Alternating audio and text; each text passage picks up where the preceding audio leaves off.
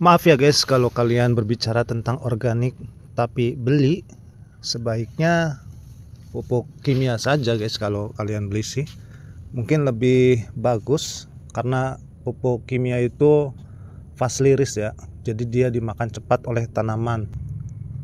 Akan tetapi kalau kalian berbicara tentang organik, dia sifatnya slow release.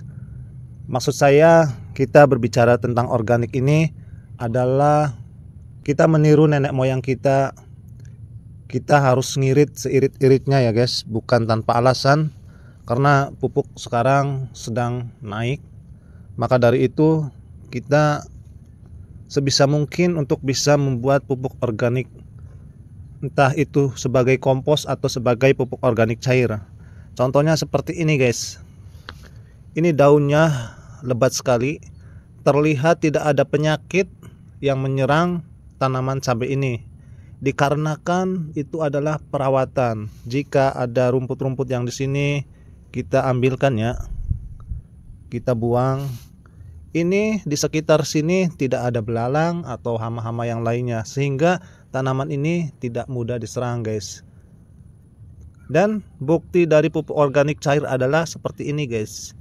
Lihat, orang yang berbicara tentang pertanian atau tentang pupuk tapi dia tidak memiliki tanaman, itu jangan dipercaya.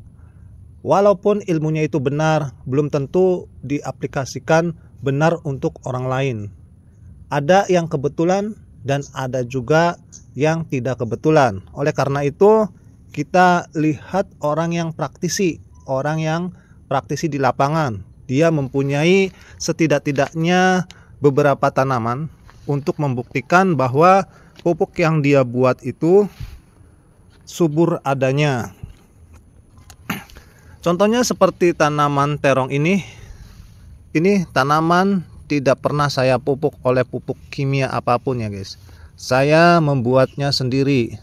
Bukan karena irit saja guys, akan tetapi kita dilatih ya guys. Dilatih untuk peduli kepada alam, kepada tanaman kita yang seperti ini, rumput-rumput seperti ini. Kenapa kita siangi, kenapa kita bersihkan? Itu untuk menjaga guys, menjaga kebersihan. Bahkan manusia pun ketika kita jaga kebersihannya itu akan sehat ya guys. Apalagi seperti tumbuhan atau hewan-hewan yang kita pelihara, jika kandangnya itu bersih, maka hewan-hewan yang kita pelihara itu akan senang dan sehat-sehat ya guys. Kalau kitanya kotor, jorok, maka entah manusia, tanaman, atau binatang itu akan sering terkena penyakit.